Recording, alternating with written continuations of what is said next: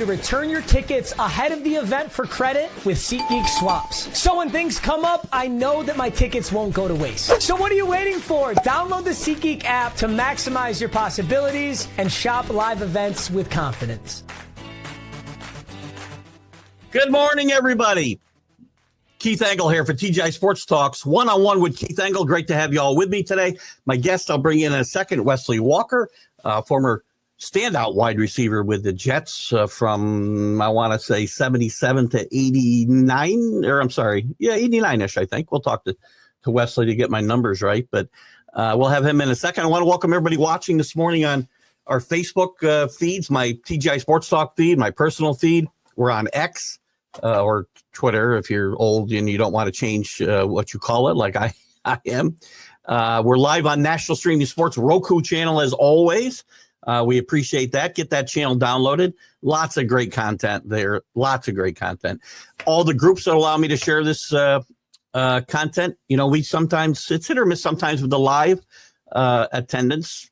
Often it's really good, but later on, that's where we drive the 3,000-4,000 views, and the groups are very instrumental in that. John Gonzalez at the Sports Authorities, Flo and the gang over at Bottom Line Sports. Let's Talk Sports, where Flo and the gang do their podcasting. Great content over there as well. Ken Krause from Golf Buds, Sports of All Sorts. Ralph Williams, RW Media. Ralph does some great stuff out of Pittsburgh, specifically the Sports Corner, Tuesdays from 4 to 6 p.m. Eastern. I've been a guest there and always have a good time with Ralph. DDH, thumbs up to you. Hope you're still watching over us. I know you are. I can feel it. And a quick thank you to Billy Sample, who was my guest last week. I know my guest today, Wesley, and Billy have crossed paths from time to time in New York. And next week, my guest will be Jim Graziano, former standout at South Carolina in basketball under Dick McGuire. My guest today, as I said, Wesley Walker, standout wide receiver at Cal in college, drafted by the Jets in 1977, I want to say. Stand out there for many years. He was an All-Pro. He was a Pro Bowler, led the league in receiving and at least one season, maybe more. I know he was part of the All-Rookie team. He's in the Ring of Honor with the Jets, and lots to talk about with Wesley, and I can't wait to do it. Welcome, Wesley Walker. Thank you. Thank you very much, Keith. Nice to be here with you this morning. It's great to be here with you, and I always appreciate when you guys make time for me, especially when you're out west, when you're 2 hours behind me. And, you know, I know 7 o'clock's not early for everybody, but some people it is. So actually 9 o'clock is early for some people these days. I'm up at 3, 4, to be 2 in the morning. I walk every day as I'm getting older. You know, I'm not that I'm worried about passing away, but as you get older, you just realize we've been on this earth for a short time, and you only have so much time. Yeah. So I'm going to enjoy it while I can. So I can't run anymore due to injuries, but I can walk. So I'm up early in the morning, 3 or 4 in the morning every day, and I try to get in 3 miles. It's about an hour and 10 minutes a day. So it's good for me. So I appreciate life. When you think about it, you're right. I mean, sleeping is I know it's important, but it's a waste of time. You're going to spend a third of your life sleeping. It seems crazy, right? Yep. I was watching, I can't think of his name, but he was talking about the fact he gets things done. He's got a radio show. He does TV. He's got all these multitude of things he does, and you can sleep your life away. So the way I look at life, period, you know, we don't have that much time, so you should make the best out of it. A lot of people get up in the morning, they're miserable, they got to go to work, you know. I'm thankful that I'm even getting up in the morning and I can appreciate walking. I'm looking at the stars out here, the landscape, and it's just a pleasure just to be alive and to start your day to try to make something out of it, because we don't have that much time. So you want to try to put value into the time that you do have and make it productive. That's what I try to do anyway. Great point and great life lesson for people if you're listening. Anybody who's at the beginning of their life, even if you're later in life. You just don't think about that when you're younger, you know. And I remember talking to my father when he was 30. Dad, you know, you're getting old, you know, and here I'm going to be, if I make it this May, I'll be 70. And it's just gone in a blink of an eye. I look at my kids, they're all older, they have kids, and and the time and you don't see them, it just goes by. So you got to really enjoy yourself and take the time out. And I just hope that people can sit back and smell the roses and appreciate family, the things that you have. And we're very blessed. There's a lot of people that have a lot of issues, Yep. and I have issues myself, but there's always things that are out there that are much, much worse. So you have to appreciate the things that you do have and just try to be, like I said, productive and be thankful for what you do have and try to influence others to just be positive all the time. Tremendous message as we get started in this interview. Thank you. Wesley, let's get, when you were growing up, you grew up in California. Yes. San Bernardino, if I'm right. Tell us a little bit about your upbringing and out there, and what was your early formative years like out in California? Well, it's funny, and you're right. I was born and raised in San Bernardino, and I was very fortunate. My dad was in the service, and so we had an opportunity to travel. And when I was growing up, I probably just growing up in a minority community, and not a very, I would say, like below middle class type of thing. Like we didn't want for anything. We were just an average family. We weren't rich, but we found a way to get by. And I was very thankful that my dad was in the service, and we had the opportunity to even get out of that situation where you're in a community where it's not really a thriving community. And I hate to say, I don't know how to really explain it, where when you grew up where you seen poverty, and back then, and I went back just recently when this is about 2 years ago. My mom was she was having some ailments, and she ended up passing away, and I spent 2 weeks with her during that time. And I went back to my old house where we used to live, and everything is like huge when you're growing up, and we didn't have very much. And it was only like we lived with our grandparents a lot when my dad would go get stationed elsewhere, and we'd have to wait to go see him. But I went back to our old house, and we're in this house, and it's only like 2 bedrooms, but we had fun. We played together. We were a family, and everything seems so much bigger. But when you go back and look at it now, I even went back just recently. I had this Hall of Fame high school thing this year. I just went a couple of weeks ago to go to a couple of places where I used to live, and everything seems so much bigger. But you look at it, it's so small, but you just appreciated things that you had during that time. And so my father, because of the service, we had an opportunity to go to Europe. We lived there. I lived in Germany for 4.5 years. We traveled all over the United States, getting transferred to different places. And I used to look at going to different schools, because I probably went to 13, 15 different schools and never settled into one school until I got to high school. Wow. And it was very difficult for me, and I was very shy. But when I look back on those experiences, meeting different people and getting exposure, it was really a good exposure for me to make me the man I am today, just getting exposed to a lot of different things.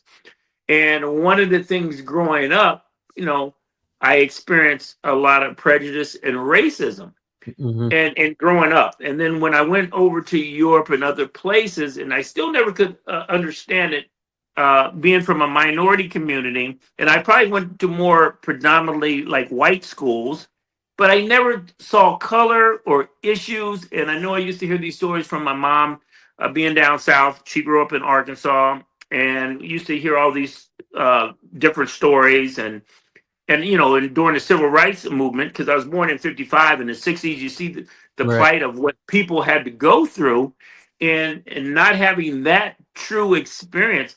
I don't know how I could have survived that. But I just never, as a minority, as a Black person in this country, and I still experience racism and the things that you've seen, and even with my teammates and whatnot, you just don't understand how things are like that. But growing up and having these experiences made me a better person, and you understand certain things. But I just never understood how people could not love each other or like each other because you were different. And the point I'm making, I grew up in a minority community, But when we went off to different schools, I probably, like I said, went to predominantly white schools, but I never saw any differences with anything. I've always had love for people, and I still to this day can't understand how we all just don't get along and can't love each other. And that's one of the things growing up. It's a great point. And I want to ask you this question on that, and not to belabor the race question, but it's important. It's still important in this country, obviously. Growing up and seeing those things, right, and not understanding necessarily, and the way your mom might have grown up in the South, and maybe neither is worse. I'm going to say which is worse. Maybe there is nothing worse. Is overt racism worse than covert racism? What are your thoughts about? I think it's sort of on the equal side, because I just feel like even now, it still exists. It's just maybe hidden a lot more. Some of it's even coming out to light because of the political climate. And it was really extreme in the past. But if you think about it, from the beginning of time, since the beginning of the world with the conflicts, it's always been there. Yeah. I just have a hard time because of my faith in God and how he created all of us. And it's supposed to be equal. You're supposed to love one another. And I do not understand how it cannot be that way. And like, I have every right to maybe be prejudiced or watching my mom or listen to the stories and being brought up a certain way. And I'm sure people have been brought up a certain way to hate or whatever it may be. But I just don't have that in my being. And I don't care what people say about one another. I don't judge anyone because of things that have happened in the past. I just don't understand it. And I've had to deal with it from a youngster, just dating out of my race as a youngster. I had a girlfriend in college that I dated since I was a freshman when I got to the pros. And I remember seeing her parents on campus at Cal, where I went to school, and I wasn't even allowed to meet them or whatever, But you dealt with stuff like that. And it's not only that situation, a lot of situations, but not everybody's like that. But I just had a hard time understanding. I still have a hard time understanding the whole plight, what's going on in this political climate. But it's been like this since the beginning of time. I just have to focus on being the type of person that God wants me to be, that you're supposed to be.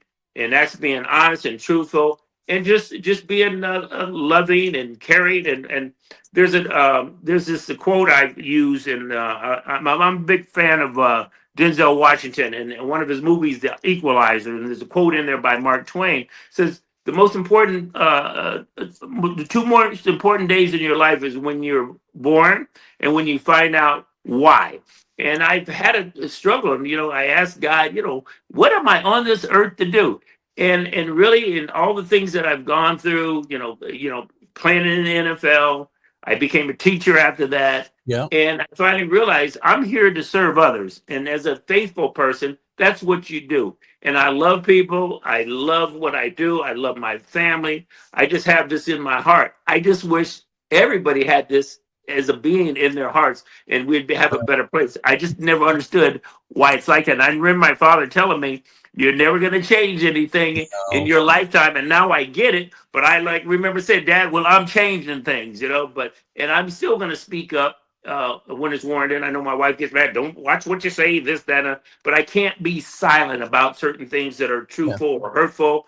But in this society, the way things are, I still have a question and not understanding why it's like that. Yeah. Well, you approach her from a fairly positive direction, so that helps some as well, right? So, getting back to your younger years, you go to Carson High School. You're a standout football player. Did you play other sports? Yes, I played basketball, and one of the things about when you play other sports, I don't know. Sometimes there's competition within coachings with other sports. I remember even when I got to the pros. And we have this defensive coordinator, Joe Gardy, who went to Hofstra to coach, and they had a good lacrosse program and a great football program, but there was a competition between the two. I've always had a problem with coaches when I ran track, and when you do other sports, they really wanted me to come out for spring ball. And I remember one of the coaches that we had who just got honored in this high school Hall of Fame just recently. I just went out to the coach. he really kind of didn't like the football players coming out. So there's a kind of a risk. But I loved all sports. And the funny thing about me, I don't really watch sports. I try to follow as much as I can with the Jets. And, Yeah. I do podcasts, so you got to stay in I'm the sorry. looping.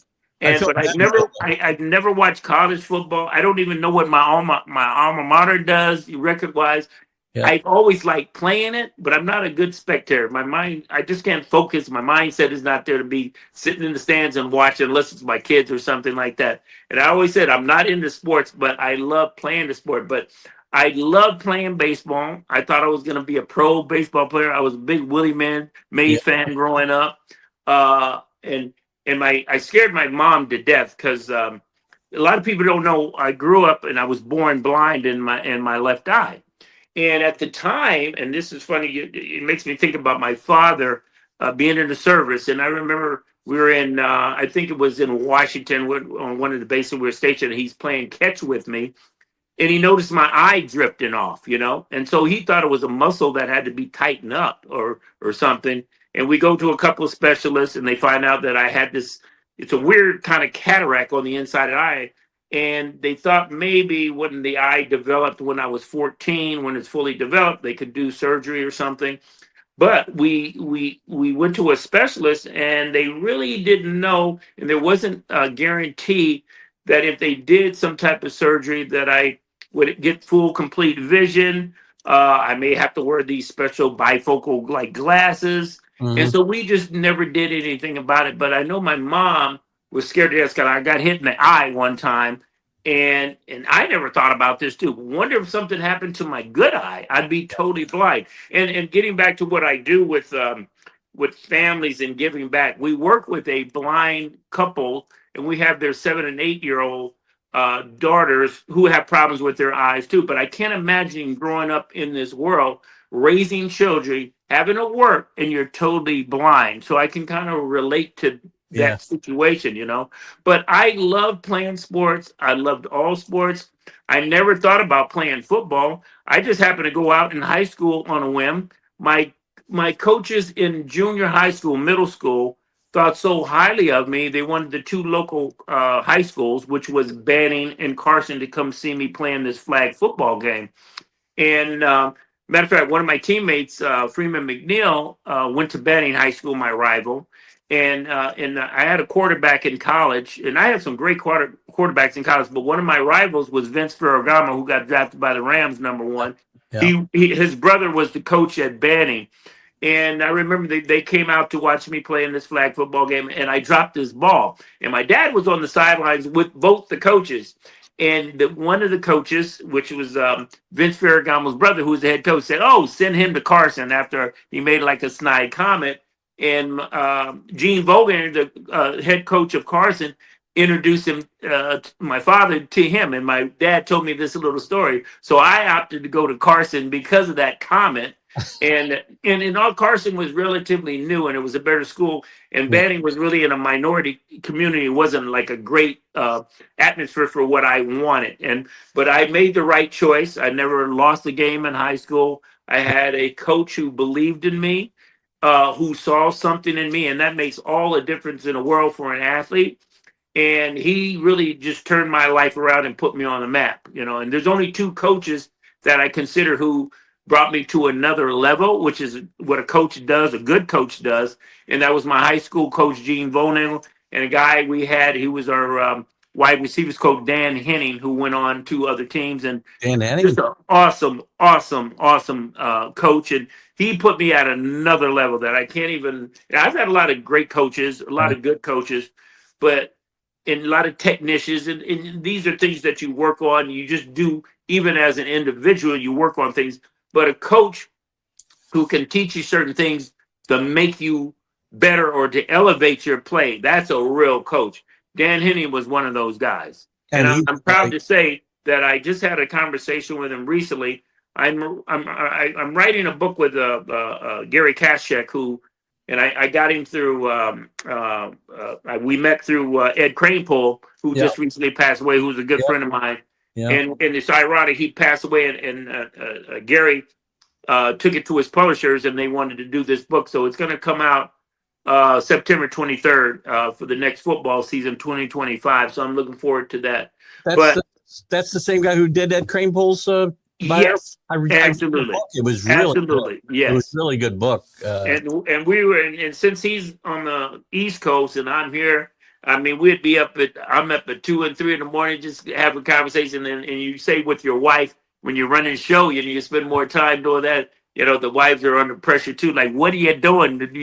Can you take another time to do this stuff? You're just 24/7, but we have no choice with the time difference. But Yeah. it's been fun. It's been fun. So I'm looking forward to it. Good. Dan Henning, by the way, coached on pretty much every level. I mean, he coached, and he was a great coach, Dan Henning. Yeah, he was like a father to me. Yeah. There's just certain people that see things, just the relationship you have, and they're not totally just say by the book with things. They understand the whole philosophy, even just with life on how to treat people. But it's not like that with every coach, and that's what's very special about it. As a matter of fact, when we were writing a book, and he's doing one of the four, it's Richard Todd is doing one, Matt Robinson, and I appreciate some of the guys that who've been there for me to kind of speak out. But he was telling me some stories of myself that I didn't even realize, and because of my blindness, I remember he said he was high during when the draft came up. I was drafted in '77. He was high on Stanley Morgan, who's a great, outstanding receiver for the New England Patriots. He ends up getting drafted, and they were on Stanley was on their board, and he was disappointed. And so we had this general manager, Mike Hollenbeck. He said, "I got this guy for you. Nobody really knows too much about him." Wesley Walker, meaning myself, and when I did get drafted, and I was supposed to be a first round draft choice. I was really disappointed. Because I hurt my knee my senior year. I mean, I'm having this stellar game. I had like almost 300 yards. I think it was against San Jose. And all the scouts, I'm going to be a number one draft choice. And my coaches wanted to know what bowls I'm going to play in. And you don't count your chickens before they hatch. I've learned that lesson. And we go against USC. And I wasn't even supposed to play. And my backup, because I was hurt, and I went in anyway because my backup wasn't doing his job. And I went up after a bad ball, and I ended up coming down, planted foot, and Dennis Thurman hit me on the knee and tore my knee up. I was out for the season. Yeah. And I never thought about getting hurt. I never felt I was invincible. And you hear all these stories of people getting knee surgeries and whatnot, getting knocked out. But you don't think about that happening to me. And lo and behold, it happened my senior year. So I didn't know if I was going to be able to play again. I didn't know if I would be recovering from it. And that's why I really love running track, because track got me back into the really where I needed to be speed-wise and working right and cardiovascular, being in shape for football.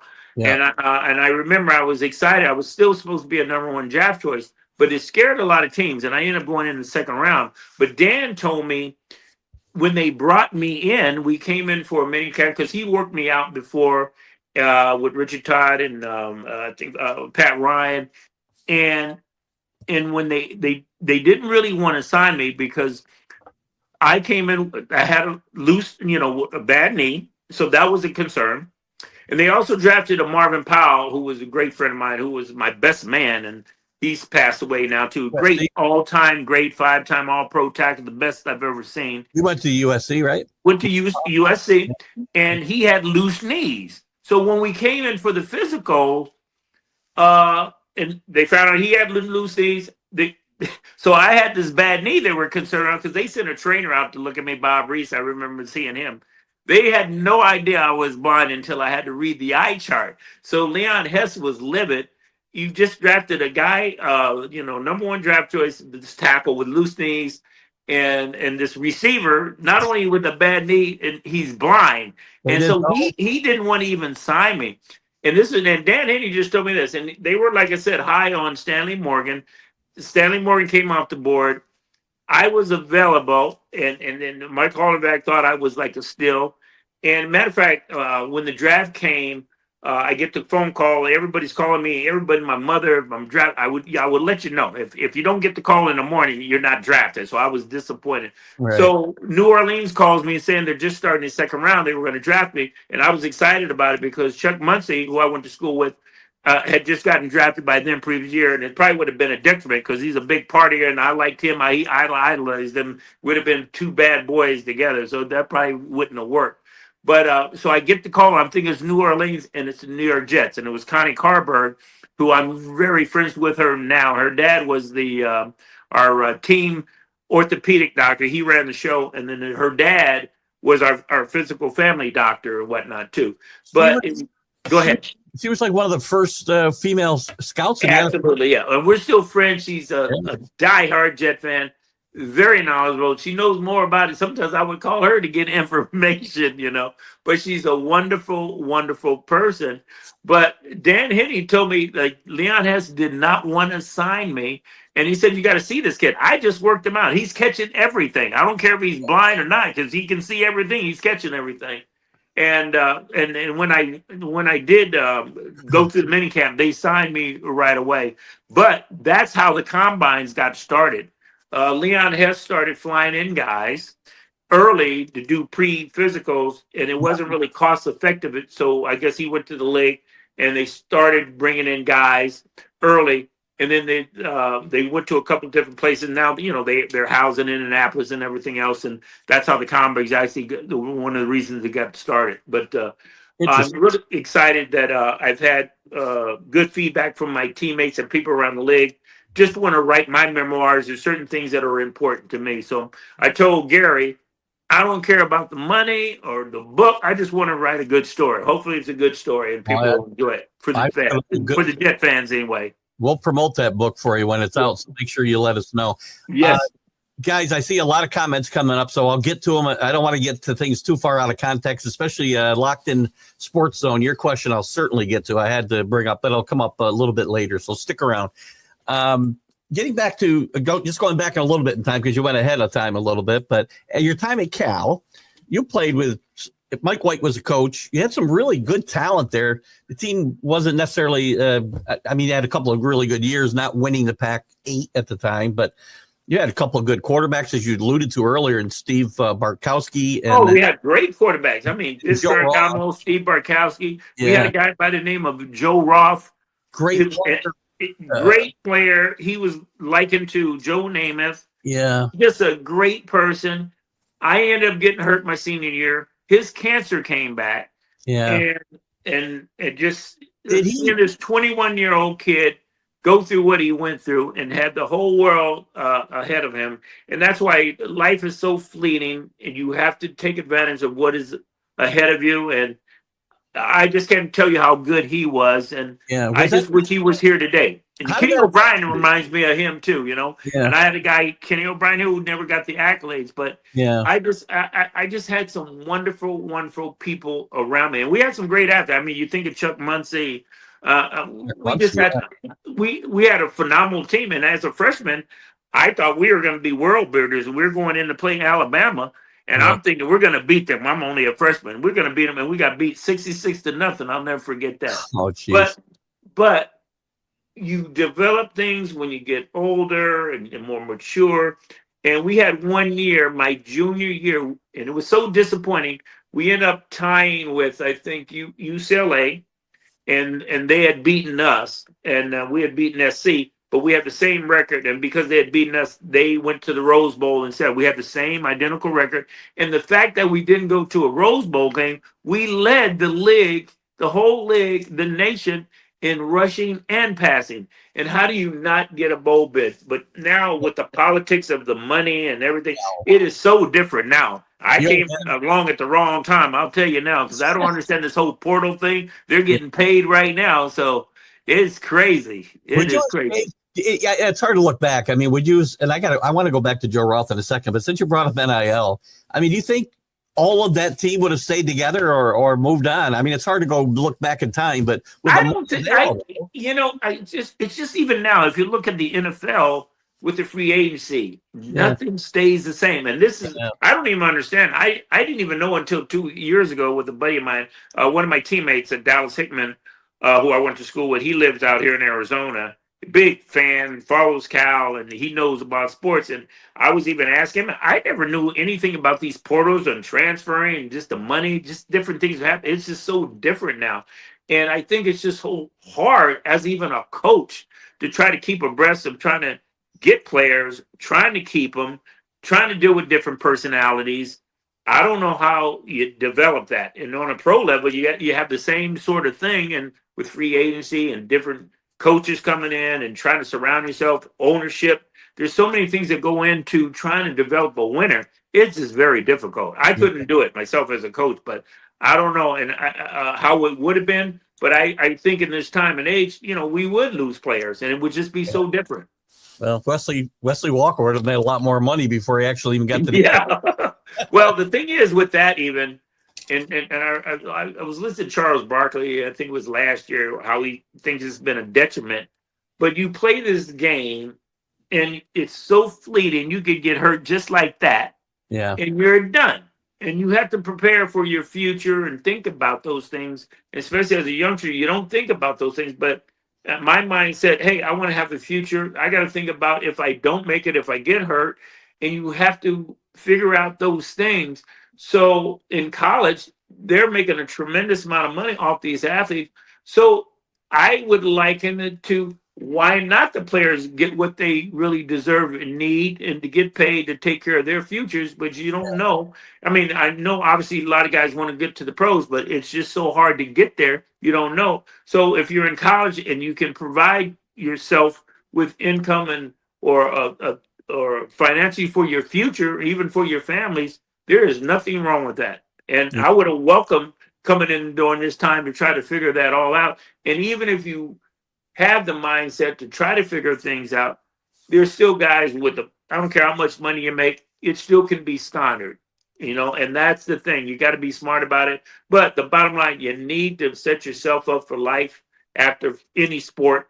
And that's the main thing. And a lot of people just take that for granted. And it's not so hard to do sometimes if you don't have the mindset to keep that in the back of your mind and try to focus on what you need to do, or create a strategy so you can be successful. Forget about being successful during the time you're playing. There's more to life after that. So that's even more of a concern for me with my family and everything else. Great point. And before we move on to your Jets and how you moved on after football, which is important, we'll get to that later. I want to go back a little bit and talk a little about Joe Roth. I mean, I've read stories. I don't know I don't know if that's 100% true or not, that he knew that he was dying when he played that last season. And yes. Yeah. Did you guys all know that? Well, too? the thing is, we used to, like, even our junior year, I just had this nice relationship, and I always tell Kenny O'Brien, he reminds me of that type of person. He was very soft spoken, very quiet. I remember he had this scar below his ear, and we were talking about when he had the cancer previously, and the type of cancer that he had. I remember him telling me, it could come back in your fourth year or so, and it ended up coming back. Yeah. And so when they did find it, there were some things that were going on, and they really didn't know at the time how bad it really was until he got checked up, but you knew something was going on. And he went through that whole season as best he could, and he didn't complain about it. And one of the, I have a lot of blemishes in my life and things that I've had to deal with. And one of the things that I wish I had a do-over, I wasn't, I would say, scared of like death or whatever, but you didn't want to see people suffering, or they're because with cancer, it changes you, and you can change from a physical, and it just makes you hurt. And right now I deal with people all the time in hospice, and that's one of the things. And I have a friend I got a call today that's going through, he's in the stage 4 cancer. And that's when I feel like I can't be there for them. I wish I could take it away. I don't know what to say. You want to be there to make them feel better, change things. And to watch Joe go through what he went through, the kind of classy gentleman that he was, and they were talking about amputating his legs, and I couldn't see him like that. I wouldn't want to see him like that. But I remember seeing a friend of mine who couldn't speak, and his wife didn't want us to come see him. And I remember we went to go see him, my wife and I at the time, and he perked up. He couldn't talk, but he was glad I was there. Yeah. And I so wish that I would have went to see Joe, because I was afraid, just, afraid of death. didn't want to see him like that, and I didn't even know what to say. And plus, I was kind of estranged from the team because I'd gotten hurt, so I wasn't with the team. I'm trying to rehab, so I was away from everything. So we lost that separation. But I felt bad that I never went to see him in the hospital just to tell him how I felt about him, because he was just such a good, smart, just I can't even describe, just a loving, and it just makes me want to cry because how did this happen to this type of person? Yeah. And that's why life is so fleeting. Doesn't matter how good you are, the things you've done, it can affect you, anyone at any time. And I just wish I could have been there to try to help him in any way I could. And that's one of my regrets. So now I've learned how to deal with certain things because my wife started a company where we take care of the elderly. I've had to go through hospice, and you watch people dying, and even the people that we care for right now, and watching their family, or somebody happens with cancer, and you're there for them, and it's very hard. But it's taught me how to deal with things and gives me another perspective and where I want to help people in any way that I can. So it's taught me. But like I said, one of the regrets I just wanted to see him and be there just to tell him how you feel. And I watched my mom go through her struggle where she couldn't even communicate with you. And the only last comment I had from her was she was asking me where my wife was.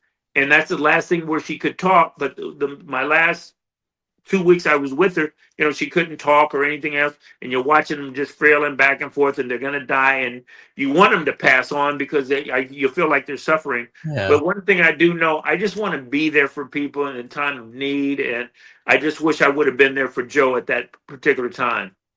Well, you're giving back now and making amends, I guess, in your own way, and that's a good thing. And it's a sad situation. I remember Joe Roth when I'm a little bit younger than you, not a lot, 4 years younger, but still enough. And I remember that story and what a good player he was. So yeah, and I would recommend if you go on the internet and you look up the Joe Roth story, and you'll see a whole story, and Tony Dungy's in it, and I remember at the time they wanted to do a movie, and the mom was really distraught about it at the time, and I understand because there were certain things where at the time you're going through this, just like me, I couldn't see him like that. But then you think about it, I'm sure because he was such a great person, his story should have been told. And you think about some of the things, maybe you should have done this, you should have done that. And you don't think about it till after somebody's gone or certain things have happened. But you're so into the moment of grieving, you don't understand certain things. But his story should be told, and just to the world, and it's just not only about him, it's just about just the perseverance and just the type of person he was that makes you want to be better, and that's just the type of guy. And he was just so soft-spoken, and I swear, Kenny O'Brien was this guy who didn't get the attention or the accolades he really deserves and got beat down here in New York. But he had that same personality. And when I look at Kenny O'Brien, I think of Joe Roth all the time. But I've been very thankful. I had Vince Ferragamo as quarterbacks. I had Steve Bartkowski. And Steve Bartkowski is one of the best. I mean, you're talking about some stellar quarterbacks. And Joe Roth was going to surpass all their records, So you just don't know what could have been. And there's so many great athletes out there. And that's why I said there's no one great. There's so many different athletes out there. They all bring something to the table, but we're all great in our own way. Yeah, good stuff. You've already covered a little bit about, how you got to the Jets and not being a first-round draft pick, being a second-round draft pick, and some of the logistics there. You get to New York. My first question, I guess, is growing up in California, playing college in California, and moving to New York City. Is there a culture shock there? What was that like for you? Not for me, because I was used to traveling. So you just deal with the climate or the elements or whatever comes your way. And the only thing I was thinking about, man, how cold does it get there? Because I don't like cold weather. Because when I got drafted, I was hoping I would go to a California team. Even when I got recruited to every major university, and I went out to Nebraska and Colorado and some of these cold places, and I really had no. idea that where I was going to go, but I sure didn't want to be in cold weather. That's for sure, But that was the first thing I thought about. But then you think about the media capital of the world and being in New York. If you win, how exciting that would be. And I appreciate New York more so now that I'm away from it, and being there, even just being there, going to the city. I very rarely even went to the city, and there's so much to do. There's so many things that I wasn't aware of, and I had so much fun. I had just as much fun being on Long Island that I did going to the city. I would go to the city and I'm looking to have fun and go to the clubs. I'm like, where's this place that never sleeps? I could not find it. I'd go to Long Island and I'd have my places I could go. But the thing is, I just didn't know where to go, and it's there. Yeah. And I still have our son is still in Long Island. So I get back to New York. I got 3 kids in New Jersey. I love going to plays. When I was married in New York, I very rarely went to the city, never went to plays. And it's not till after I've retired where I can appreciate and do the things going in, like during the Christmas time. And it's hectic during Christmas time with the tree lighting and people. And it's like crazy. But I do love the atmosphere and the things that you can do being in New York. And it's just nice. And I love when I get a chance to go back for our Legends weekends with the Jets. And that's a part of me that I feel like, even though I'm from California, I feel like I'm a New Yorker, or at least a Long Island New Yorker, and I do miss that. But here I'm in Arizona, and I just adapt to whatever is presented with me. And you look at the fact that I go from California coming to New York. Hey, I just welcomed anything. I went to Berkeley, and that was a melting pot of everything. I was like a black hippie, so I accepted everyone for who they were, what they were, and me. I didn't give a crap about anybody, what they thought. This fit me, and I was happy to be in New York, hopefully fitting that same mold. But now I'm out in Arizona where it gets really, really hot. It's cold now. The temperatures are really cool, but it's like night and day opposed to Arizona and New York. But I just adapt anywhere I go. But I truly, truly love the New York Jets. I love Long Island. I just wish things would have been a lot better. Things don't go the way you want, but that's just life. And you just learn from I guess your journey and perspective, and hopefully you develop yourself where you just learn by your mistakes or your problems, and you get better as a person. Well, let's talk a little bit about that time in New York. You came into a team that was kind of transitioning from the Namath era to, and you talked about Kenny O'Brien having a tough time maybe in New York. Yeah, had a tougher time than the guy you mentioned earlier. Yeah, Rich Todd. I mean, they both really had a tough time because when you don't win. When you don't win, I remember seeing signs, Todd is God. But when you go down the wrong path, you're losing. Man, those fans and people come out. It's what have you done for me lately? I've been there, and things do change. But it's tough to be in New York. But people don't understand the business part of it.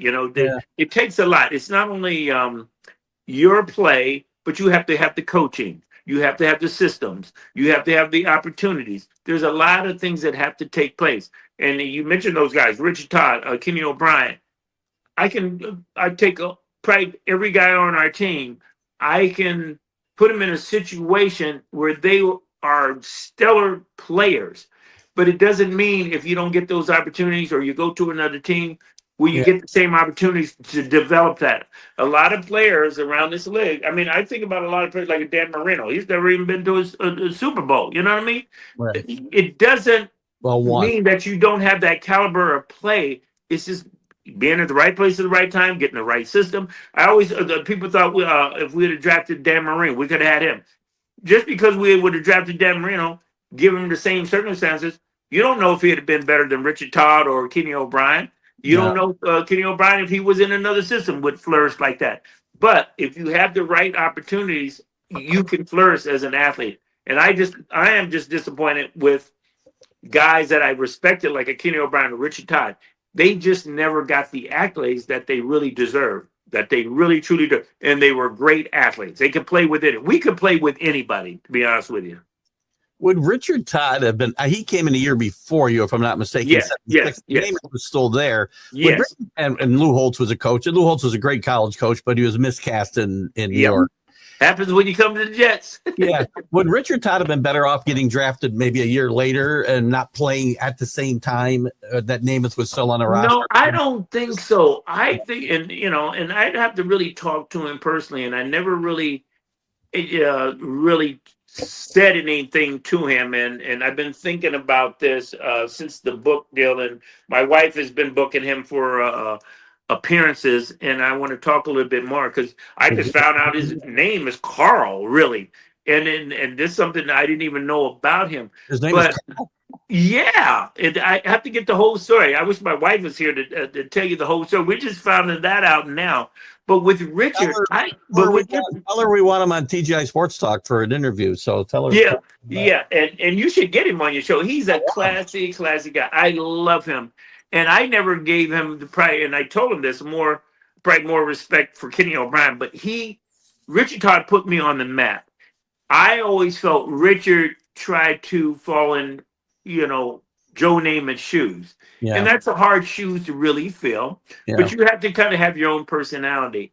And it's really about coaching, putting you in the right system, using your attributes. And I'm not so sure Richard Todd had all that, but he certainly could throw the ball. And I would put Richard Todd against anybody and people used to get mad at me. With Richard Todd and Kenny O'Brien, I would say, because I'm prejudiced, I'm my guys. Yeah, I would take them over Dan Marino, John Elway, and Joe Namath. And I love Joe Namath. I wish I would have had the opportunity to play with him. He is just one of the nicest. Since the day I met him, he is like family. He treats me with nothing but respect. Always just, I wouldn't say put me on this pedestal, but he's just a nice guy. And so I get angry with myself when I said that, even over Joe Namath, I take my guy, because these are the guys that I play with. But I get so much, I don't know if it's animosity. I just know what these guys brought to the table, how good they were, and they could compete with anybody. I saw Kenny O'Brien beat Dan Marino, John L. in the Superstars competition. But to say he's better or they're better, you can't compare the two. But they were all great athletes. And I just believe you just deserve the attention on an equal basis. And that's what Richard Todd and Kenny O'Brien didn't have. But I can toot their own horn. They were good as anybody that I've ever played with. They helped put me on the map. I don't care who you are. I always throw me the ball, You're the best. You keep getting out in front of what I was going to ask you. That's perfect. Because I was well, the thing is, Matt Robinson, Richard Todd goes down. Matt Robinson comes in. I go to the Pro Bowl that year, and I wasn't like Keyshawn Johnson. Throw me the damn ball. I don't care who's throwing it. But I'll tell you what, I'll put my guys up against anybody. I mean, I look at a guy like Joe Glecko, MVP player. Bruce Harper, MVP player. People don't even know how good he really was. He led the league. He even was voted most valuable player, but he doesn't get the accolades. Even the Jets don't really promote him. I look at Abdul Salam. And I'm wearing an Abdul Salam hat, a T-shirt, because how is he not in the Ring of Honor? And people don't know what he brought to the table. But we had guys, Joe Glecko, Mark Gasson. I mean, I can go on and on and on. And it just bothers me. I know what we brought to the table. The public doesn't really know. But, hey, some people will get mad because they didn't get to the Hall of Fame. They'll take that to the grave. I can't be angry. I know we can play with anybody in the Hall of Fame, but that's me. Yeah, and I'm going to get to the totality of that in a second. Go back to Todd for a second. And your first 4 years, whatever, the team struggled. 8-8 was your high mark. You had some bad years. But if Richard Todd was as bad as people want to portray him to be, how does Wesley Walker get to be, all rookie and lead? There you go. Well, that just goes to show you. But when you don't win, you don't get the exposure, and I can tell you, you don't even get to the Pro Bowl. A lot of teams that have these superstars like San Francisco, they had them or Pro Bowl players at every position. And when you win, you get to the playoffs, you get more exposure, you get those accolades, and that's what happens. And sometimes we get lost as athletes because we didn't get the exposure. And a guy like Bruce Harper, I'm just talking about, he led the league one time, but they gave Rick Upchurch, who was great in his own right, But here the guy led the league. He won. He should be in the Pro Bowl, but yet it was political and things like that happen. So you don't get recognized. And that's the problem that we all had. You cannot tell me a Joe Glecko, a Mark Gastineau, you said Richard Todd, Kenny O'Brien, given the opportunity, they could play with anybody. We just had a bunch of guys that were just, I would say, underachievers, that you can say, or just never got the exposure that they really deserve and didn't get the recognition. My biggest problem is just staying healthy. Yeah, well, I was going to get to that in a little bit too. But in your first half of your career, after the years I just talked about, you did go 10-5. You get to the playoffs, lost a wild card game to I can't remember, in 81. Was it to the Bengals? I'm not sure. Might have been the Bengals. I'm trying to think. I can't even remember that. The 10-5 one. I don't remember that. But I know the one where we went. God, I forgot the year where I thought we were going to go to the Super Bowl. 82. Was that the 82 season? 82. No, maybe that was the 86 season I'm thinking of. Yeah. But the 82 season was a strike shortened season.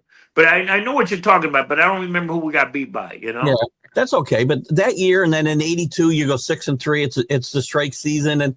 But you go through the playoffs, you get to the AFC Championship game. And I wonder, Richard Todd had played really good football for those couple of years, but he has a really bad game in that AFC Championship game. And but we all have bad games. People remember that stuff, right? Yeah, and I remember I think we had a chance to beat Buffalo in the playoffs, and he threw an interception. I dropped 2 passes that could have been potential touchdowns. We all have bad games, but that shouldn't warrant you to not to be recognized as a great player just because you had to win that game. What about the times, like I remember that you mentioned in 82 against the Bengals, against the Raiders? And Richard Todd had some stellar games. He just happened to have a bad game, that 5 interception game. Yeah. I only caught 1 pass in that game. I thought we were going to go to the Super Bowl. We had to plan to go to the Super Bowl as a team, as an organization, and we were going through all these different things. We had to plan as if we were going to the Super Bowl. And you had that. I didn't even know. Usually I check the weather and everything. I didn't even know it was raining. I get up and I'm looking out the window. Oh, my God, this is going to change everything. It was a monsoon. I could not believe it. I don't even know why I didn't even check the weather, but I was like shocked. But here we lose the game. I caught 1 pass at the end of the game, this little stop route. It aggravates me to this day. I remember going to that Super Bowl. I said I wasn't going to go to a Super Bowl ever unless we were in it. So I had 2 tickets. My ex-wife and I go to the game, and I see Jimmy Cephalo go against Washington, 70 yards for the start. And I'm looking at this slow receiver, go for this 70 yards. That should be me. I'm angry. I left the game, and then they got beat 44 or something. I forgot what it was. And I said I would never go to another Super Bowl. And it's just so frustrating. I mean, I think about the time where we Cleveland comes back to beat us for the championship, but we had some opportunities, but we just blew it.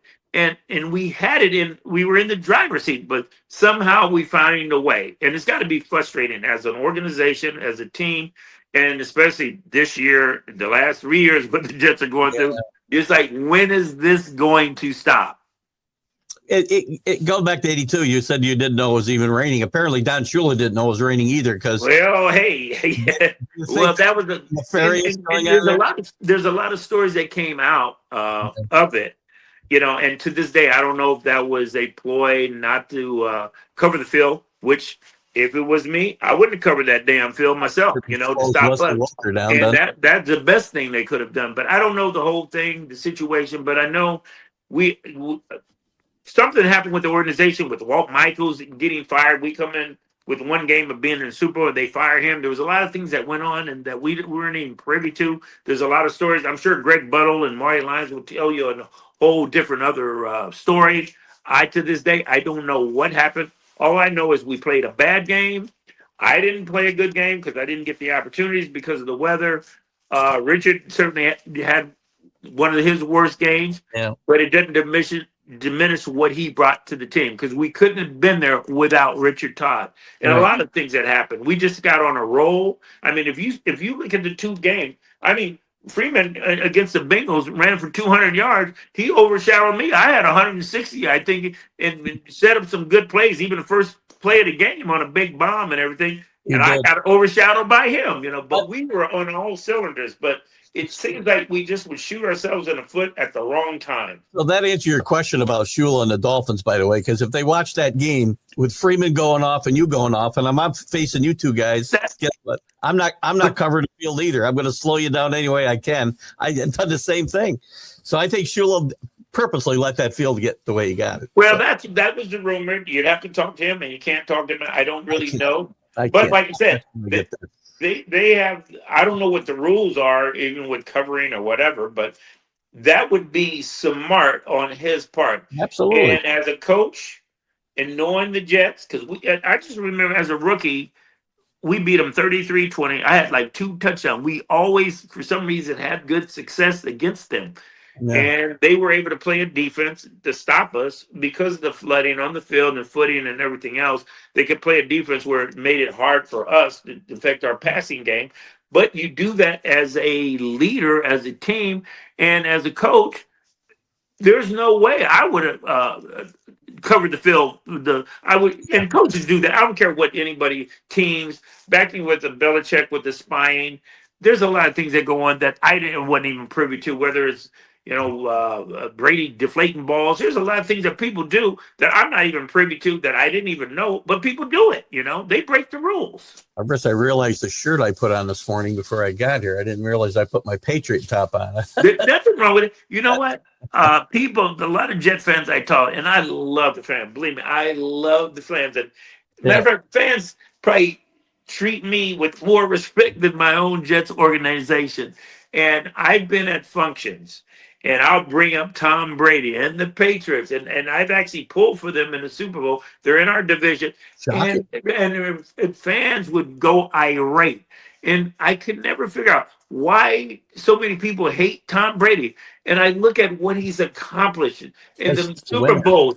It's tremendous. You cannot just do that. It takes I don't even know how to say it. Just to get to the Super Bowl is hard, but the many times he's done it, that is a feat in itself. So I respect that, and I don't care what team you're playing. I even wear Giant, because I'm wearing blue. I'll put on a Giants hat, and my fans will get mad at me for doing that. Wow. But me, I love everybody, and I'll rib the Giant players because I have friends on. I used to rib Bruce Harper because he lived in Jersey. He probably had more Giant friendships out there, and he played for the Jets. He had the reverse commute going out to Long Island and to Jersey, and I never could figure that out. But I just love everybody. It doesn't matter to me. I just watch the game. I don't harbor any ill will. This game is so fleeting. I even look at Cam Newton, who was one of the stellar quarterbacks when he went to the Super Bowl against Peyton Manning, and then you look at he's doing TV now, but what happened to him?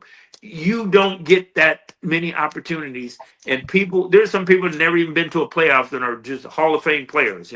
It's just so hard and difficult. So I respect anyone who's played this game, who's had success. There's no jealousies, and it's unfortunate you have people who are like that. And they fight and argue who's the best, this, that, and other thing. But I just respect people and individuals for their sport and what they do. Yeah, and I still got some more to cover. If you're okay going over, I'm going to go over a little bit. Hey, I'm yours.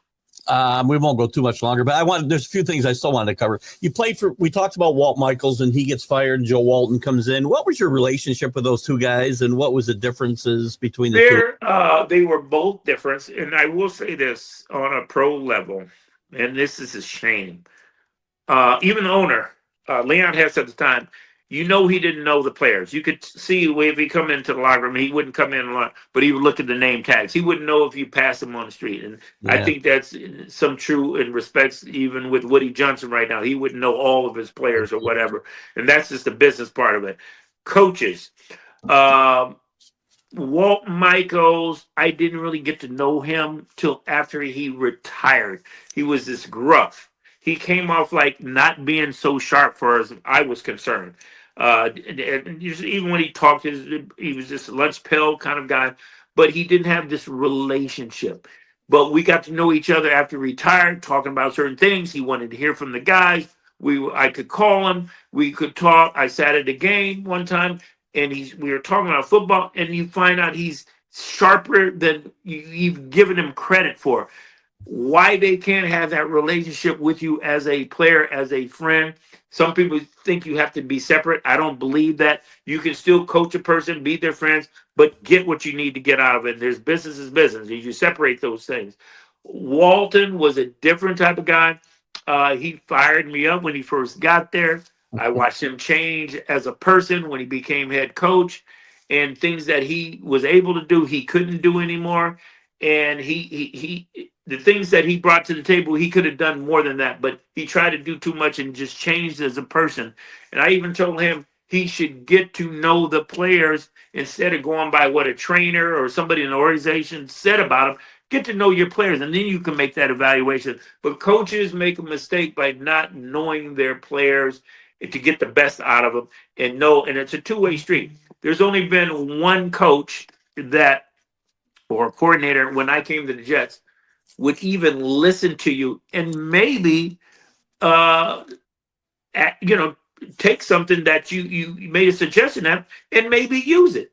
Most coaches are one way, tunnel vision, this way. And to me, a good coach has to adapt not only to your system, but adapt to the system around the players to do what they do best. And it's hard to really do that.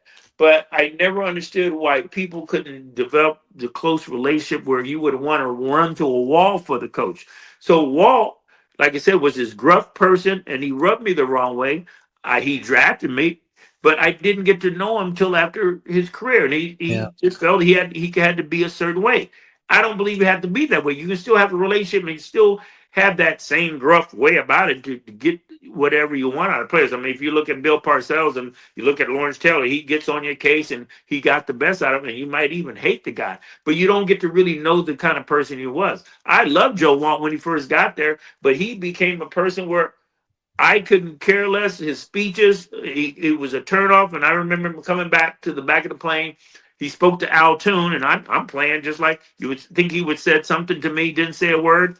And a lot of people lost a lot of respect for him. If you talk to a lot of players like Greg Buttle, they hate Joe Walton. But I could never be like that, And I talked to Joe before he passed away, and I remember when I was retired and watching what he went through with the fans and Joe Must Go and the things that they were saying and doing, and watching his wife being there to support him. And I remember crying. No, I don't care how bad you are, what type of person you are.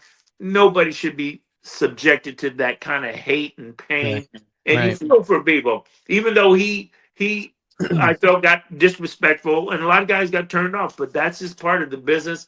And it's unfortunate that people do change, and you just can't come together as a team and try to understand each other. And that's the one thing that I wish even our teammates, I always thought we had so many cliques.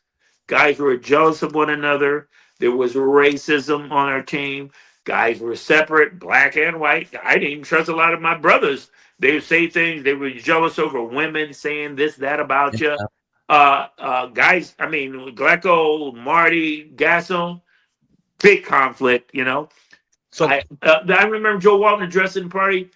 How do you have a party and not invite everybody? Guys would have parties and would invite everybody. We weren't together as a team like that. And I never understood that. And I always thought, wonder if we were like a real family that we preached.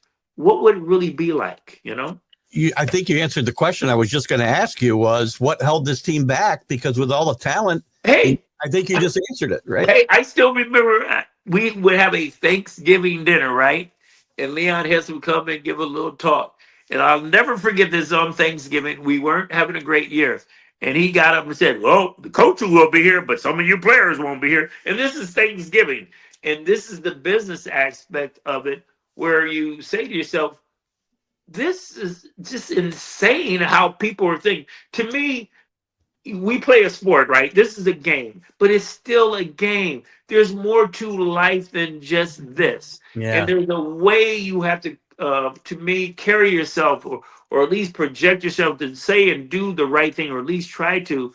But when you make it something that it is not, and it make people feel bad, and especially on Thanksgiving Day. I just always had a hard time with that. You know, I had a hard time when we had to practice on Thanksgiving, New Year's, Christmas, and, you know, people celebrating. You want to be with your family. And this is business, but this is the business part of it that people don't know that you have to deal with. And we're human. We're no different than you, and we have lives, but it's just a different mentality of what you have to do to try to be successful in this sport. And people don't realize how hard it really is. But we're people too, and we have the same things we're going through, dealing with families, this and that. But you don't know how difficult it is, and the things that you have to sacrifice to be successful in this game.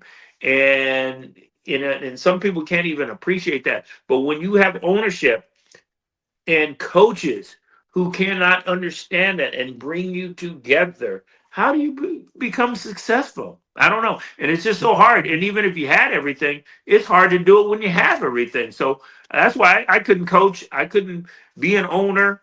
I wouldn't even know how to, I know my personality, what I would like, and I would try to project that to my team. But is that going to make you successful? That's a big question, Yeah. I mean, kind of two different areas, right? You got the Michaels and Todd era, we'll say, and then we got Walton and O'Brien, and but great players in each group.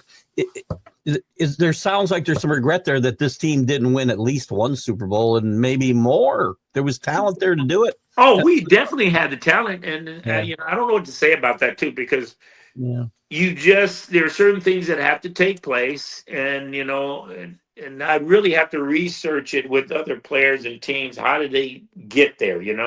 And I know that there was a time where we was at 10-1. I was bring that up. If we would have stayed healthy, and most of it was on defense. Yeah. And this is where it is. It's a team. It's just not one player. It's people together. When we were clicking, defense was getting turnover. We were getting field position. Offense, I had 12 touchdowns, and we had 5 games to go. I'm thinking I'm going to break all these records. We get all these injuries. Things start happening. Next thing we know, we're not getting the field position. Guys are getting hurt, and we just stopped throwing. I didn't even catch another touchdown after that, And the record at that time was 14. You got 12. I got 12. Yeah. And the record was the NFL record was 18. I'm getting this. And all of a sudden we just stopped throwing. I was so disappointed. And I never felt it. And people don't really know this. I'm a receiver. I was probably the most frustrated receiver in the league. And when I know guys that I played against in college, and you see these guys catching 70, 80, 100 balls, even my partner, Al Toon, getting 90, 100 balls, and I'm getting like 40, and I was just so frustrated. And I was not jealous and mad that they were getting the ball, but I'm like, how do you not get me the football? I was so frustrated. I'm still frustrated to this day that I couldn't get the yardage and all the records and the things that you want to accomplish in your life. And a lot of that for me is too a disappointment, just staying healthy and being hurt, because the games that I did miss, I could have tacked on those yards, but I still didn't get the opportunities that more players were getting and at my position that I should have gotten. But again, that system, that's coaching, and that's who they want to feature. There's a lot of politics in that also. Oh, sure. Brings you in, and that's a part of it. And if you don't have a coach that really sees you as one-dimensional, and I hated that because they always saw me as a deep threat, and I could run in a slot, inside, outside, whatever. But a coach has to see that in you and put you in those positions. Unfortunately, if you don't have that, you're not going to get those opportunities. And that was most of my career was like that. Yeah, and one of the most remarkable numbers in your career, you averaged 19 yards a catch, and most of your career you were averaging well over 20 in most of those your big seasons. Yeah, and that bummed me out at the end of my career because it went down after that. And this is how my year went. I remember averaging 24.7. I think the year I went to the first Pro Bowl in '78. Yeah. And then getting back to the coach who took your suggestion, I remember telling Dan Henning, "Hey, Dan, I can do this. I don't care what defense they throw out. I can make the adjustment and read this and do this." Yeah. And I'll never forget that. So he brought it to John Izzik, our coordinator, and They tried it out in practice. Next thing I know, they put it on the game plan. We go against Houston. I had 100 and something yards, and it's not even the second quarter. They from a suggestion I made, and boom, I get hurt and get knocked out for the season. And I was averaging 25.7, I think, the game average. But that's how things happen. And I just wish I could have stayed healthy. But one thing I do know that the harder you train, and we don't have the facilities, we didn't have the training programs. Even I would have. I wish I'd been sharp enough to hire somebody to train or whatever to be in the best shape, because the harder you train and you have to do it, every year it gets a little bit tougher. You have to train that much harder to be better. My biggest thing is just if I could have stayed healthy to be more productive. But I always wanted to, though, let's say I would have been healthy and I had the physicality to do the certain things, they would have featured me like I thought I should have been featured. And I'm not so sure they would have done that either. You look at your numbers, though, when you're healthy, and the difference, the game was different then than it is today, right? Absolutely. We didn't have 15 guys catching 100-plus balls a year. That's the thing. Dan Henney mentioned that, too. It's just in Richard, in my book, how it's a different time and throwing the ball. Even Steve Barkowski mentioned that in college, the way things are, Yeah. If you stayed healthy, there's no doubt in my mind you'd be a Hall of Famer. And I think Al Toon would be a Hall of Famer if he'd stayed healthy as well without concussion. I was just with him. He has a place here in Scottsdale, and even though he's lives full time in Wisconsin, he's always busy. But we were together just recently, and we did this appearance together. We were at the game, our last Legends weekend, and it's so good to see guys that because you don't know how much time we really have. And I try to get guys to come to these Legends weekends and try to get together, because you don't know when we're going to see each other, and we all have certain things that have happened in our lives and that kind of help each other. Matter of fact, Al's daughter had gotten killed by her husband, and then he shot himself, and he was going through a difficult time. But you know what? My mom was dying, and she ended up dying, and he texted me, called me, and I'm calling him to text me, and my family didn't even want me to tell me about what happened with Al to upset me. And here he is. We're both consoling each other. But that's the kind of person he is, and you just want to help each other.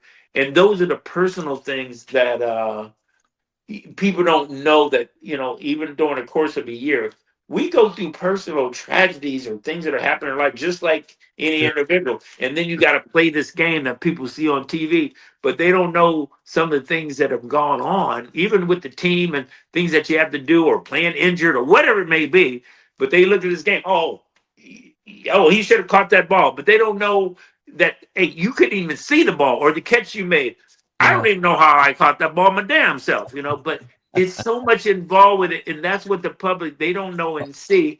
But you're supposed to put this product out on film. But there's just more to it. And it's just about life. And that's what I'm about, too. It's just a game at the end of the day. Were you and Al back in the day, because you had talked, Al came in and Al became you were getting to the backside of your career at the beginning of his career. Were you guys good back then too, when he became more of a focus than you were? Yeah, but everything was good. They just changed it. Matter of fact, I used to play the split end position that Al played, and they felt I knew more, so they switched me to the flanker position to more since I knew the overall offense. At least that's what their excuse was. And me, they featured him as the receiver that would catch more balls, a short guy, and I was a long ball. Yeah. And I used to be banter with him back and forth. Man, just give me the opportunities that you're getting, man. You give me half the balls that you're getting, I'll get more yards. But I'd always get the yardage and more touchdowns, and I just never had the opportunity. So I used to rib him, but I wasn't jealous. I was happy for him. But I just wish I had the same opportunities. He just got more opportunities. But if you look at his career, and he was a big guy. He could put himself in certain positions where he got hung up a lot. And I see him take some hits where I thank God that I didn't get hit like that. A couple times he got hit. I remember he got knocked out against Cleveland. They knocked his tooth out, and he had a concussion.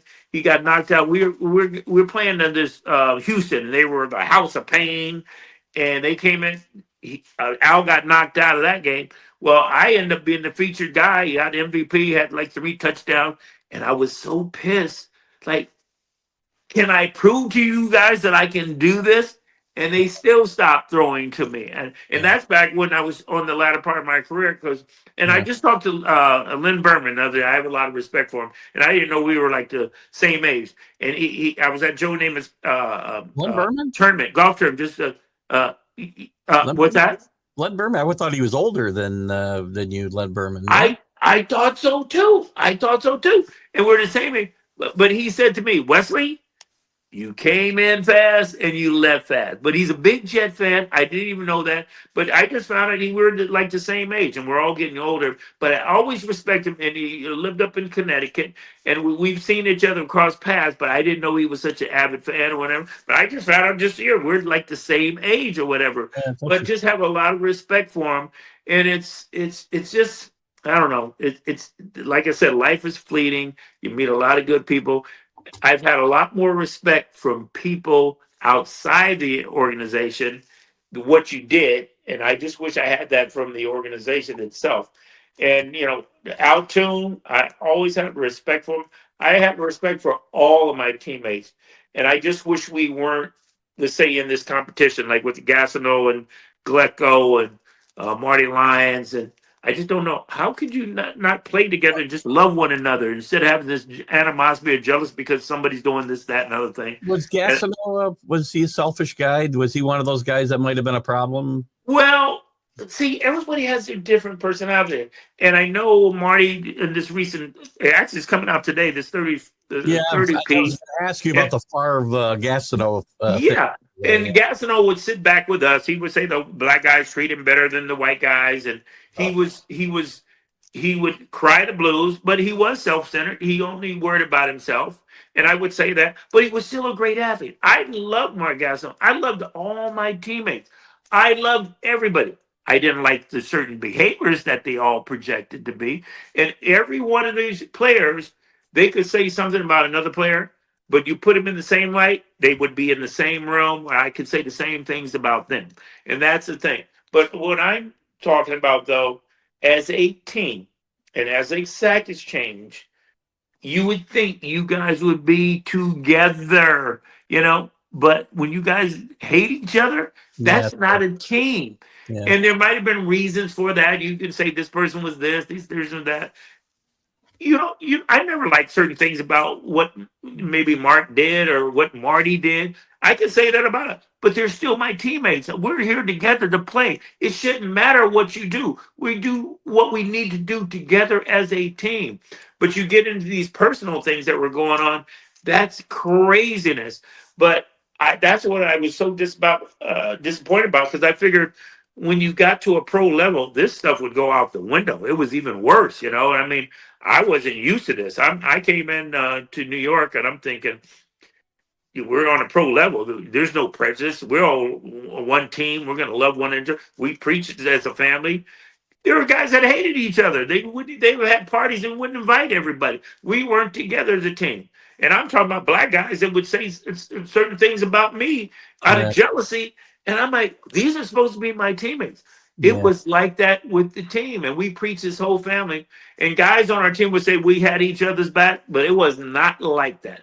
We were a team. And I was talking to Gary Cassio when we were doing the book. I was talking about that very thing. I always wondered what it would be like if we really cared about each other. We went to a wall for each other. We hung out together. Would we be better? But he wrote a book with the Oakland A's, and they hate each other, but they won championships. So I don't know what the formula is, but I just thought it would be different on a pro level with my teammates. And people come from different backgrounds. I certainly came from a different background, and I dealt with prejudice, but it didn't make me prejudiced. You may have been taught that, but how do I not love a person because he's different? He's a human being like me. So how do I not like somebody? Yeah.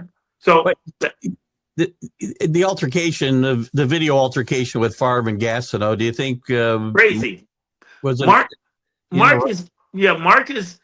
People don't really know. Mark is not well, number one. He didn't seem well in that video, yes. Well, if you look at him and stuff, he's got Parkinson's. I mean, he'll tell you he's got CTE, dementia, Alzheimer's, and Parkinson's. And I know he has the Parkinson's. He's had trouble walking. He was really shaking the last time we were with him. And I love him to death. But when he talks, even when we got the Ring of Honor together, we did Don LaGreca and Greg Buttle. before the game and like the post game show, and they were talking about the sack thing, Yeah. with Barb at the time. Well, Mark went on a tangent, and nobody knew what he was even talking about. But Mark has some issues, and whether some of this stuff, I don't know if it's kind of staged because they're trying to promote this show now that's coming out. Probably. And I heard he has a book coming out. There's a rift between Glecko, Marty, and Gasso. There always has been, and I never could understand that dynamic, even with Abdul. And I was talking to Abdul's wife because Abdul always took the high road, and I was always, especially with prejudice, how did he deal with it? But see, nobody messed with Abdul. Abdul was a bad brother. He's always the last guy to get mentioned in that group. He could get doubled and triple teamed, and they created a whole window for Mark and Glecko. Yeah. It's just uncanny, but he never got the respect he was really due. But nobody messed with Abdul. But the thing is, I never understood the dynamic with all of them, with the jealousy or whatever things were going on. How do you play together as a team? And they didn't like what the sack dance. And Mark always had the,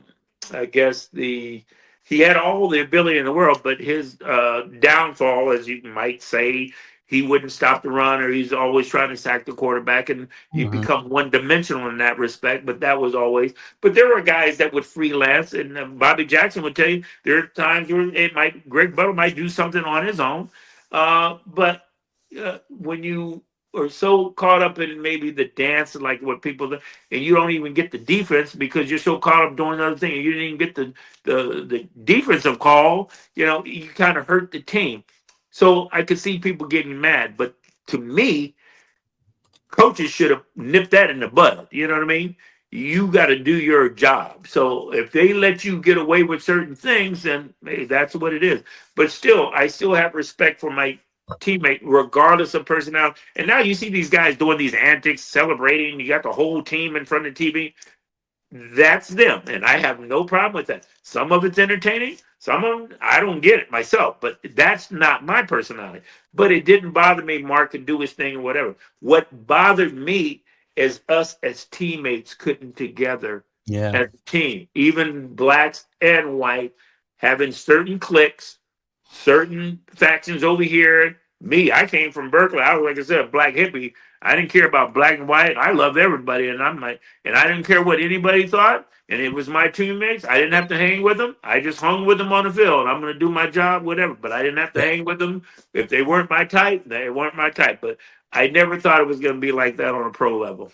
Well, that's a common theme for sure. Before I let you go, let me get to some of these comments that I didn't get to while we're going through here.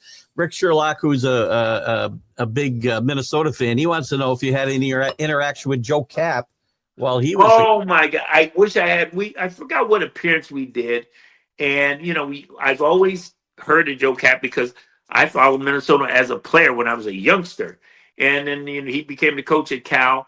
Just a great guy. And I just wish I would have had more interaction with him. And when you think about Minnesota, those purple people eaters, and God, I mean, one of my, I can't even think of all the names of different people, Alan Page, and Chuck Foreman was a running back there, number 44, who's a good friend of mine to this day. Great. Well, the thing is, I never met him, saw him play, and we did a couple appearances together. There was a Hall of Fame dinner they used to have, and he came in a couple of times. And I remember he kept saying, "You got to come to Minneapolis. Got to come to Minneapolis. You'll love it. You'll love it." And finally, I went on a business trip, and we hooked up, and it was one of the best trips I've ever had. Yeah. And I got to know him a little bit, and he would come into New York once in a while, and I talked to him every now and then. Here, I never played with him, just know a little bit about him. I had one of my good friends who patted him spin move because of Foreman. But just a good dude. And like when we met, we were just like brothers, And that's the funny thing about the NFL and this brotherhood. And I was at a meeting last night, but I was with Andre Reed in Wyoming at this charity event. And we had never really seen each other. Now, he went to Kutztown, where Bruce Harper went to school, and I know of him. I know some other personal friends who are personal friends, and we've maybe hooked up together at like a Hall of Fame thing or something, but we don't really know each other. This is the first time we sat at the table just talking, Yeah. and it's funny. He'll be building me up with my wife and how much respect you have. But here's a guy that's a Hall of Famer, and we played together, who's giving you all this respect. And here it is. I don't know him, but it's like we've known each other for years, and that's kind of, I don't know how to explain it. In the NFL with the brotherhood, you have this mutual respect for people, but when you get to know them personally and actually see them, it's like you've known them forever, and you never, like I was with Mark Clayton, the Miami Dolphins. Now we were rivals. I just was with him at Joe Namath's tournament. We were talking. I'd contact him on some players on the book I'm doing, and we could talk, even though we never hung out together. We have mutual friends, but it's like you've known each other for years, and that's what's just unique about the NFL. You may not even know persons personally. I mean, I remember the first time I met Walter Payton. He picks me up and spins me around. I mean, I don't even know this guy, and he's active. And now I know why they call him Sweetness. And it's like you've known him for years. Joe Namath the same way. I've never played with him. I can call him up. I called him up when I was getting my knee replaced last year, just to because he took him a while to get his knees replaced for a long time. He's the best thing he's ever done, and I had to call him just to give me some confidence of going in to get this thing done, because you never know what could happen. I know Joe Glecko went in this past year, and he ended up getting sepsis, infections, and gout, and it's been touch and go. It's been crazy over, just getting this surgery. A lot of things that can come about, with surgeries, but we're all going through some things. That's why I'm appreciating life, and I'm hoping I get to 70 this May, and I'm counting my blessings at this point. It's interesting. Some of the guys you mentioned, I've got like a 6 degree of separation with a lot of guys, because I've had a fellow alumni. You didn't play with him; he was before you. Ed White, who played with the Vikings, has been absolutely, and I know of him. And I've never met him, but I know of him. Yeah. Chuck Foreman's been on the show with me. Matt Robinson, you mentioned earlier, he's been on the show with me. And you mentioned Mr. Sample, too. I met him out in Connecticut. We got honored for something. We were on a dais together, and I've seen him a couple times. He's funny, man. He spoke very highly of you as well. I love him. And just to show you the reach we have here, so we've got people out in California. Danny Fuller said hi before. Michael Gott's over in the UK. He's one of our big followers. So, well, I'll tell you what, we have a Jets following in the UK also, and I have a good friend of mine who's a big, huge Jet fan, Frank West, and another lady, Liz Mueller, who's made jersey for my wife and I, and they're just good people. But there's a fan base in Germany, and they're just sweet people. Matter of fact, one guy over in the UK just recently had a friend of mine. He wanted to reach out. He was going to be running in this event for charity, and he has a Kenny O'Brien tattoo. So my friend Frank had called me. You think you can talk to Kenny O'Brien? I said, it's funny you mentioned it. I just got off the phone with him, and my wife just booked him for a appearance. So I asked him, hey, there's a guy over in the UK. He has a tattoo of you.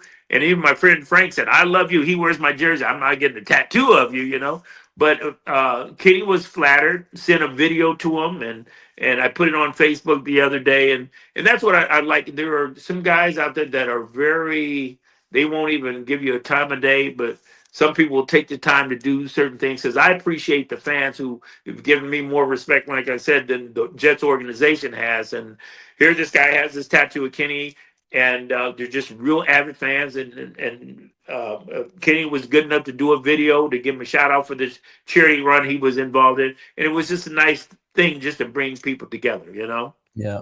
And Michael added a couple of nice comments about, togetherness that you talked about before, which we brought up. Locked in Sports Zone, we already touched on the Gastineau situation, but we appreciate you popping in. Robert Fuller from the Sports Scope show, he says great stuff, very motivational.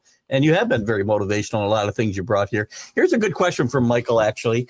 Do you have any thoughts on Bill Belichick's moving to college and wanting to bring, and I have an opinion here myself, well, the NFL pro style setup? I say it's already there in a lot of cases, the pro style setup in college programs already. Look at Georgia and places like that. Well, I think he's got to sell himself. And I was listening to what he had to say, which is kind of, it's hard when you've been where he's been to the top. He's done it all. Yep. And now he's going back to a level where I wouldn't say it's a step down, but I was listening to what he had said, how this is going to be, a program that's going to get guys prepared for the NFL, even after football, all these things.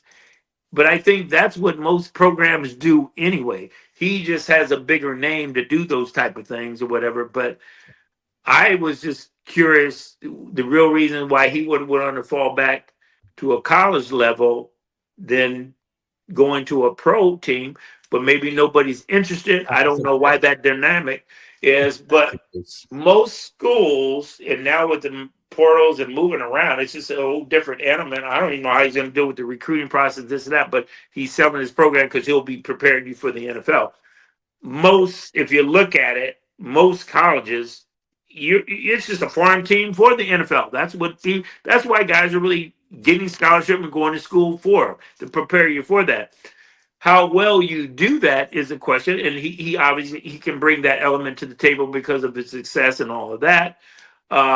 He also has to have the surrounding cast, because Bill Belichick, and I'd have to say, any coach who's very successful, it's not just about him. It's the people you surround yourselves with. And I remember listening to earlier Lawrence Taylor saying when Bill Belichick got hired, he was just a little sort of gopher special teams coach, and he was pissed that he was even being thrust in this situation.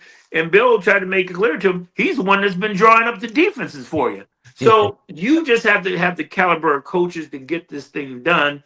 Yeah. I just know he's trying to sell this program. It's going to be an NFL program. I think every school is there for it. But if you have the mindset, I want to go to the NFL and not focus on that, hey, what are you going to do after that? You know, most college players should be focused on the fact, okay, you have the desire to go, but what do you do if that doesn't happen or you get hurt? You got to move on from there. So you got to be prepared to do that. But most schools, it's just a farm league for the NFL as far as I'm concerned. It's just how well you do it. And I have no problem with him doing that. I just look at it's kind of a step down from being at the level he's been to me, you know. It is an interesting career move for sure. We'll see. Yeah. Rick talks about, you mentioned earlier you enjoyed partying at least at one point in your life. Who's your craziest teammates? I'm guessing in college, Chuck Muncie would have been one of those guys. Yeah, but the thing with Chuck, he was doing his own thing, and I was still younger, so I didn't get a chance to hang with him like I want to. And it probably would have been the worst thing, you know, because the times I did hang with him, I'm like, I don't know if I can hang this tough, you know. But I just loved him. He was like my idol, and I kind of patterned myself out there with him, you know what I mean? But I didn't have any one person I really hung up with, but I admired him. I looked up because he was like my idol. And I mean, this guy, I'll never forget. They lined us all up, all the fast guys, right, for the 40-yard dash. I'll never forget that. And I kind of stumbled coming out of the blocks, you know, and Chuck Muncie was right there. And I'm looking at this guy weighing 230 pounds and running like that. I was so impressed. But he was big, he's fat, and he had these glasses he used to wear, and he partied a lot. And being at Berkeley, you know, you kind of learn how to do that. And I was like an all-American kid. I didn't do any of that until I got to college. But I always just liked him as a person. And but I kind of did my own thing. And if there's one guy I hung with, he was a fullback, Thomas Newton. He's up in Rochester now, and we're all having some issues. And I was getting on his case because I called him several times, and he's never called me back. But I was probably more crazier with myself more than being with somebody else, you know. I just did my own thing. Great point. Michael also talks about winning a Super Bowl. We talked a little bit about this. Why it's taking the Jets so long to get back? It's been 50, I don't know, I can't do the math, 56 years almost. Yeah. We talked about a lot of those reasons. Sonny Werblin, Leon Hess and Woody Johnson have owned the team for the majority of that gap. Yeah. And I think that stuff happens from the top down in the culture. Well, you hit it right on the head. And I said that. And you know, and I think any owner gets mad when you start to focus on them. And I look at what's happening at Dallas and some of the comments that come out. But you as an owner, you know, I'm not saying you have to be hands-on, but you have to really do your research and figure out who to hire and who's going to be a best fit for the program. And that's getting the right people in there. Yeah. I thought at one time Mike McCarthy would have been that guy for the Jets even, but he's gone down to Dallas, and it just doesn't happen. Everybody thought just because we're getting Aaron Rodgers and some things, and we've got some athletes, and it can be done. But you look at what has happened. Woody Johnson is a part of that, and whether he's hands-on, I don't know what he's going to be doing with Trump with that whole situation, but you have to get some people that know what they're doing, and they've had a hard time. And but you just can't figure it all out. And I know Rex Ryan was vying for it. And I remember Rex Ryan, he left the Jets, went down to Buffalo, and he took their defense, which was a great defense, and they regressed. And nobody said something about that. So what is the ingredient that keeps people together? I remember Dan Henry, who I love. He went down to Atlanta, became head coach. There was an all-pro player, Mike Ken, who hated him. So I don't know what happens in that dynamic, but I know it starts at the top. Leon Hetz could have hired somebody before he got Parcells. He could have hired somebody way before Parcells. And, he hired guys like Richie Kotite and certain things, or he heard it from his relative or whatever. They really don't know. And I don't know behind the scenes how much knowledge they know. But you have to get somebody, whether it's a general manager or somebody that knows. And it's hard to even get those guys and put everything together, because it's not only the head coach, it's the coaches that surround you that make you. You can replace a coach, but if he's not qualified to coach these people, it's not going to get done. Just because you've been there, let's say you had success. Wesley comes in, he had Dan Henney. And that happened with Dan Henry. He wanted more security or a bigger contract. They didn't want to pay him, so they let him go. We get a special teams coach as a wide receiver, Larry Pasquale, and it wasn't a good fit, and he wasn't experienced, and we regress. So you have to have, the point of being, you have to have people qualified, and that starts with Woody. You don't have the qualifications to really put this together. I don't know why these other businesses also. But you have to find somebody that has that ability. Yeah. And it's hard enough when you get those guys in there. And everybody thought Joe Douglas was the man with everything, but you look at his record, it's been horrible. They've had several GMs that come in there. You just have to get the right person. So I don't know what direction they're going in, but they're certainly going to clean house now. And Aaron Rodgers, he's got a big question mark. I think he can still play, but it's not just one guy that's going to do it. You're following the Jets as you do. Can they sell that to the fans, running this back again with Rodgers and the same crew? I don't know that they can.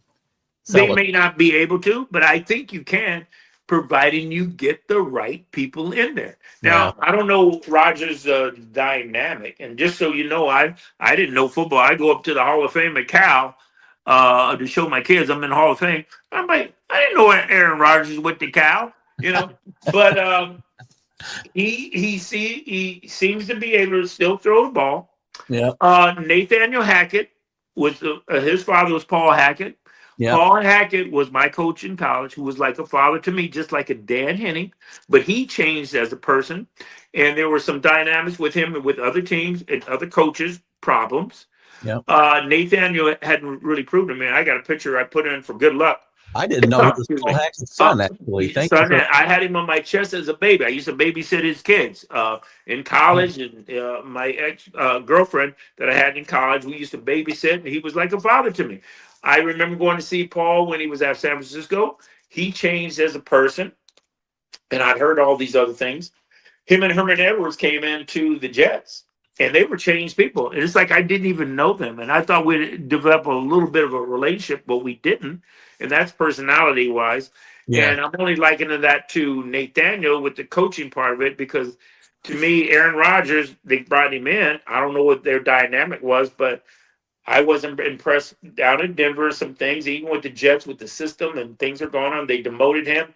Who knows what's going on with his organization?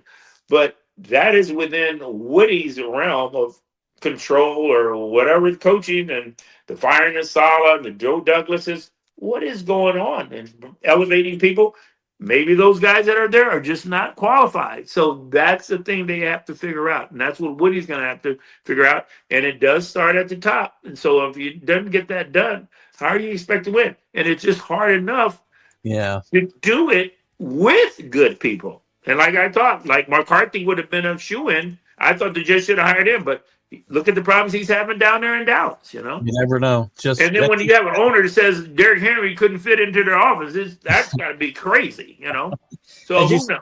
You said a couple of times it's right. It's everybody being in the right place at the right moment, and that's it's not an exact science, right? I just wish everybody could be on the same page doing it together. Because and I'm in contact with one of the beat writers, Rich Semena, and I'll get tidbits from him and the team, and they just like he said, Garrett was saying, they just got this losing gene. I don't know. Everybody's confused right now. They don't know what direction they're going in, and it's got to be when you got guys like Breece Hall, Garrett Wilson, Sauce Gardner, and then you're regressing instead of improving or getting the opportunities. That's coaching, as far as I'm concerned. So. You can pick out a multitude of things, but the thing is, you're all in it together. It's a team, it's an organization, and the Jets are a big negative right now. So they have a lot of decisions to make. I don't know what's going to happen with Aaron Rodgers, but I wouldn't count Rodgers out. Yeah. But they're going to have to clean house and do a lot of different things, and they're just going to move in a different direction. But to be honest with you, the way the league is with free agency, it's all different every year. That's why you got to take advantage of it. When you're on a roll to win, you don't know when this time is ever going to come back again. That's why you got to do it while you can. 100%. You saw that in your career. Wesley, I know I've taken you a lot longer than I said I would today, so I appreciate your patience, and you've been awesome. As a Patriot fan, I can tell you you're a guy that I respected a lot, and I know that if you had not had the injuries you had, you would be in the NFL Hall of Fame today. Well, I appreciate that. I really appreciate it. And I do like the Patriots, but look at their struggles right now. So I feel for you, brother. Not as bad as the Jets, but we said forever during that 20-year run, because we were bad before. For most of the time, we said we're going to enjoy this because someday we'll be like everybody else. And now that's right. That's right. Every year is different. That's all I can tell you. We had a blast. Stay with me 1 second so I can say a proper absolutely. Goodbye. I really thank Wesley for his time today.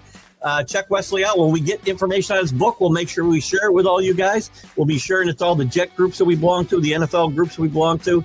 Enjoy this. Hope you enjoyed this interview. And you guys have a great week. And we'll see you next week with Jim Graziano, former South Carolina Gamecock. We'll see you guys later. Bye-bye.